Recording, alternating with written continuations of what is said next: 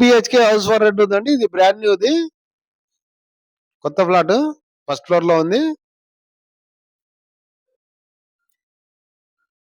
October first week లో ready అవుతుంది. October first.